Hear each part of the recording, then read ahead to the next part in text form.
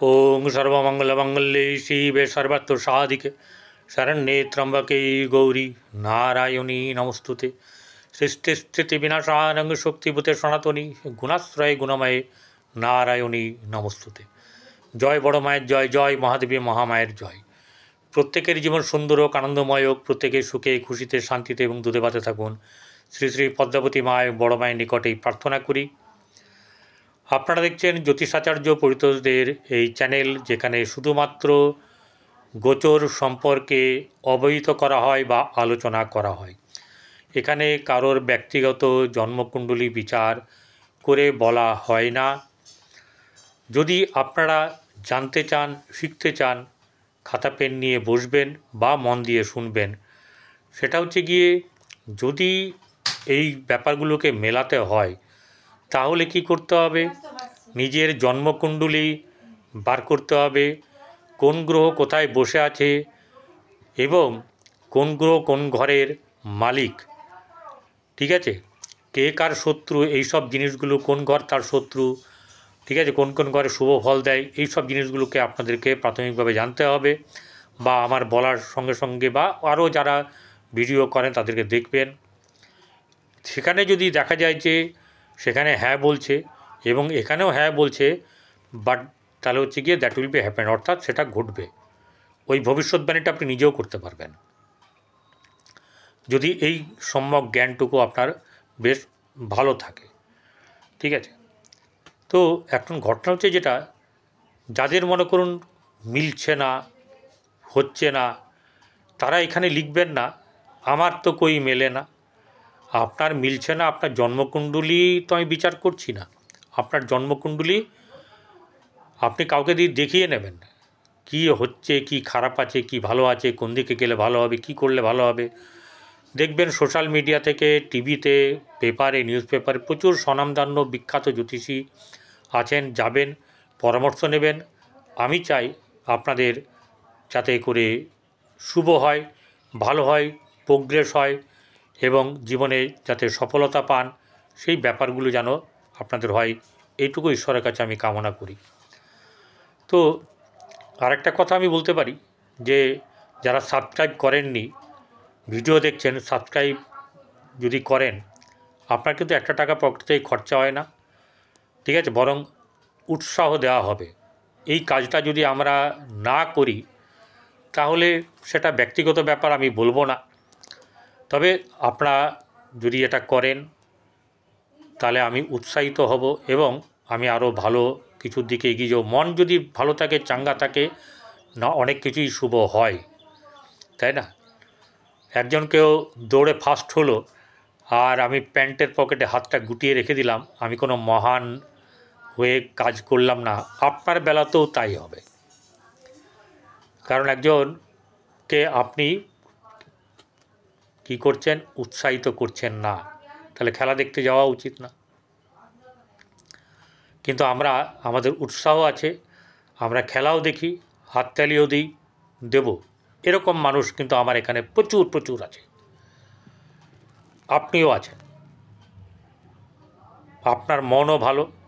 আমি কিন্তু কাউকে বলছি না এটা শুনেই আমাকে সাবস্ক্রাইব করুন, ভালো ভালো বলবো, কারণ তার টেরটা পাই আমি আমার ভিডিওর মারফত। বিশ্বরাশির জাতক জাতিকাদের ভালো করে শুনবেন, বিশ্বরাশির জাতক জাতিকাদের শুক্র হচ্ছে গিয়ে তাদের রাশিপতি, তার বন্ধু গ্রহ হচ্ছে, পরম বন্ধু হচ্ছে বুধ। এই শুক্র এবং বুধ মহামিলন হতে চলেছে 20 তারিখের পরে, অগাস্ট মাসের 20 তারিখে আপনার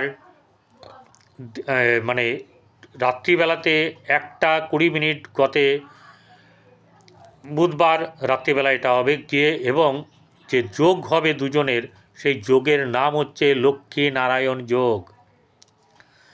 এই লক্ষ্মী নারায়ণ যোগ এই রাশির ক্ষেত্রে কি করে কি ফল দেবে, আদৌ দেবে, দিলে কতটা দেবে এবং কি কি সফলতা আসবে, কি আপনার সুবিধে হবে, সব কিছু ভিডিওতে তুলে ধরব। আপনারা সকলে মন দিয়ে দেখবেন, এটুকু বলবো। জানি স্কিপ করবেন, ঠিক আছে।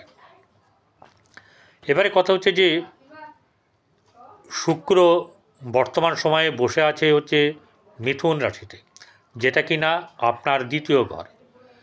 রাশিপতি যদি দ্বিতীয় থাকে অর্থের অভাব হয় না, এবং বন্ধু ঘরে বসে দ্বিতীয়ভাবে বসে থাকলে আপনার সুন্দর কথাবার্তার প্রতি আকর্ষণ, এই ব্যাপারগুলো যেমনি হবে, তেমনি আরও একটা ব্যাপার হচ্ছে গিয়ে যখন এই শুক্র 20 তারিখে রাত্রিবেলায় 1:20 গতে চলে আসবে, অর্থাৎ 20 তারিখে নয় 21 তারিখ থেকে সে ফলদান করবে। সেই 21 তারিখ থেকে ফলদান করার ক্ষেত্রে তার ভূমিকাটা কি হবে? তৃতীয় যে জায়গাটায় যাবে সেটা হচ্ছে চন্দ্রের ঘর। চন্দ্রের ঘরে সেখানে থাকবে বুধ। প্রতিদিন বুধের কাছে এগিয়ে যাওয়া হবে এবং বুধ 30 তারিখ অবধি ওখানে থাকবে। 30 তারিখে চলে যাবে হচ্ছে আপনার সিংহ রাশিতে।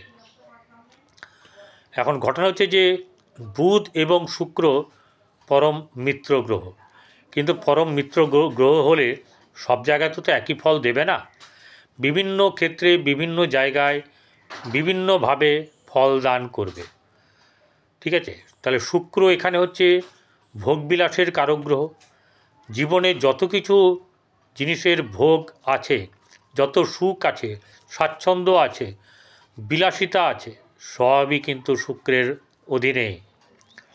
এই শুক্রের অধীনে আছে বলেই এই বৃষরাশি জাতক জাতিকাদের যদি শুক্র যদি শুভ জায়গায় থাকে, শুভভাবে থাকে, তাহলে কিন্তু আপনাদের যেমনি ভোগবিলাসের জন্যে অর্থের অভাব হবে না, তেমনি ভোগবিলাসের কোনো কিছু বাদও থাকবে না।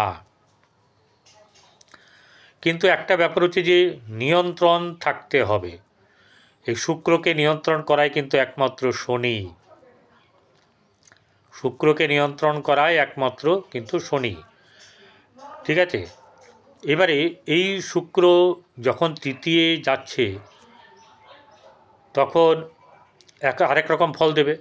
এই শুক্র রাশিপতি শুক্র আবার হচ্ছে আপনার ষষ্ঠপতি। এই ষষ্ঠপতি হওয়া মানে হচ্ছে গিয়ে ওর শুধু রোগ ঋণ শত্রু নয়, প্রতিষ্ঠার জায়গাটাও কিন্তু যথেষ্ট শুভ, মামাবাড়ির সঙ্গে সম্পর্ক ভালো, এরকম অনেক অনেক কিছু এখানে লুকিয়ে আছে। তাহলে এখানে একটা জিনিস হচ্ছে গিয়ে এই আপনার রাশিপতি শুক্র, সে হচ্ছে রাশি বা লগ্ন এবং আপনার ষষ্ঠ ভাবের অধিপতি। এই জায়গাটাতে কিন্তু আপনাকে বুঝে নিতে হবে, যেটা বললাম। ভিডিও খুব বেশি লিঙ্গারিং করব না। এরপরে যে হচ্ছে যে শুক্রর সঙ্গে বৃহস্পতি দৈত্যগুরু দেবগুরু একসঙ্গে বসেছিল, সেখানে নিজের মতন করে যে ফল দান করা, একটা ফল তো দেবে, মিশ্রিত ফল। ঠিক আছে, যে কোনো জিনিসই সংমিশ্রণ হলে তার একটা রসায়ন তৈরি হয় নতুনভাবে।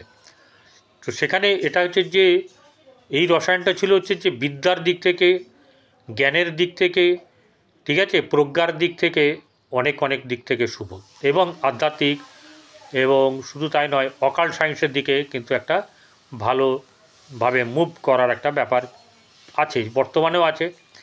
20 তারিখে যখন এখানে প্রবেশ করবে বুধের সঙ্গে, সেই বুধ হচ্ছে গিয়ে আপনার রাশির দ্বিতীয়পতি এবং পঞ্চমপতি। সে চতুর্থভাবে এখানে এই তৃতীয়ভাবে বসে আছে, মিডল স্থানে। সেই শুক্র বুধ একসঙ্গে থাকলে এই তৃতীয় স্থান থেকে আপনাকে কি দিতে পারে? তৃতীয় স্থানে শুক্র কি শুভ ফল প্রদান করে? এই ব্যাপারটাকে কিন্তু আমাদেরকে বুঝতে হবে যে শুক্র আদৌ তৃতীয়ভাবে ফল দেয় কিনা। শুক্র কিন্তু গোচরকালে তৃতীয় শুভ ফল দেয়। কোথায় কোথায় দেয়? 2, 3, 4, 5, 8, 9, 11, 12। ঠিক আছে, তাহলে এখানে তৃতীয়ভাবে শুভ ফল কী দেবে? তৃতীয়ভাবে আপনার ধনবৃদ্ধি, ভাইদের সঙ্গে সম্পর্কের উন্নতি, এমনকি ভাইদের দ্বারা লাভ। ঠিক আছে, এরকম ধরনের জায়গাতে আপনার দেখা যায় যে কোনো ক্ষেত্রে অর্থ করে, যেটাকে বলা হচ্ছে যে লগ্নি করে, সেখান থেকেও অর্থ আসতে পারে, সেটা ভাইয়ের মাধ্যম দিয়ে হতে পারে, ভাই বোনদের মাধ্যম দিয়ে। এবারে বুধ আপনার কি তৃতীয় ভালো? বুধ কিন্তু তৃতীয় শুভকারক গ্রহ নয়। বুধ তৃতীয় শুভকারক গ্রহ নয়। বুধ কিন্তু হচ্ছে চতুর্থে শুভ। চতুর্থে যখন যাবে আপনার রাশি থেকে, তখন আমি বলবো, ঘটনা হচ্ছে যে এখানে থেকেও যদি একটি গ্রহ শুভ হয়, আরেকটি গ্রহ কিন্তু যে অশুভ ফল দেবে তা নয়। সেই যে যদি খারাপ দিয়ে থাকে, সেই খারাপ ফলটারও কিন্তু কী হবে, মানে কমে যাবে, খারাপ ফলের ভাগটা কিন্তু কমে যাবে। এই ব্যাপারটা যেমনি হবে, তেমনি কী হচ্ছে যে তার বন্ধু যখন একটা শুভ ফল প্রদান করছে, তার বন্ধুর ফলটা যাতে নষ্ট না হয় সেই চেষ্টা কিন্তু বুধ করবে। এটা বুধের মধ্যে, শুক্রের মধ্যে একটা গুড আন্ডারস্ট্যান্ডিং আছে। সব জায়গায় একই রকম আন্ডারস্ট্যান্ডিং থাকে এটা নয় কিন্তু। তাহলে এখান থেকে কী দেবে, আপনার স্ত্রী আপনার যদি দুঃসময় থাকে, আপনার কাঁধে কাঁধ মিলিয়ে, পায়ে পা মিলিয়ে সে চলবে, এবং যতক্ষণ না আপনার উত্থান হচ্ছে, পতনের জায়গা থেকে উত্থান হচ্ছে, ততক্ষণ কিন্তু আপনার সঙ্গ ছাড়বে না এবং কোনো দিনই ছাড়বে না। যদি এটা বিশেষ করে আপনার জন্মকুণ্ডলিতে লগ্ন সাপেক্ষে বা চন্দ্র সাপেক্ষে থেকে থাকে, ঠিক আছে। একদম কাঁধে কাঁধ দিয়ে কিন্তু এই নারীরা বুঝিয়ে দেয়, তোমার যদি পৃথিবীতে যদি এই জনমানসে কোনো বন্ধু থাকে, সেটা কিন্তু আমি, একদম কোনো ভুল নেই। শুধু তাই নয়, আপনাদের যেটা হচ্ছে গিয়ে এই শুক্র বুধ আপনাদের ক্ষেত্রে ভাগ্যভাবে দৃষ্টি দেবে। তাহলে ভাগ্যভাবে যদি দৃষ্টি দেয়, তাহলে ভাগ্যের ফলকে কিন্তু অনেক উঁচুতে তুলে দেবে, বা এই দুজনে মিলে আপনার ভাগ্যকে কিন্তু ভালো জায়গায় তুলে দেবে। এবারে যাদের কিন্তু আমি অল্প বিস্তারিত বললাম, যেটা ভালো সেটাই বললাম, যেটা পাবেন সেটাই বললাম, বেশি বিস্তারিত করলাম না। আপনারা যেটা করবেন সেটা হচ্ছে গিয়ে আপনাদের এই স্নান করার পরে পারফিউম ব্যবহার করবেন, আর গণেশের পুজো করবেন, ইয়েকে আপনার গরুকে 7 রকমের আনাজ সবজি খাওয়াবেন। এছাড়া যেটা করবেন সেটা হচ্ছে গিয়ে আপনারা গরু, কুকুর, কাক এদেরকে পক্ষীদের সেবা দিন, এতে কিন্তু অনেক ভালো হবে। আর যেটা ভালো হবে সেটা হচ্ছে যে যারা পীড়িত, আর্ত, খেতে পায় না, তাদের পোশাক দিন, এবং পোশাকটা দিন, আপনাদের ভালো হবে। নমস্কার, ভালো থাকবেন।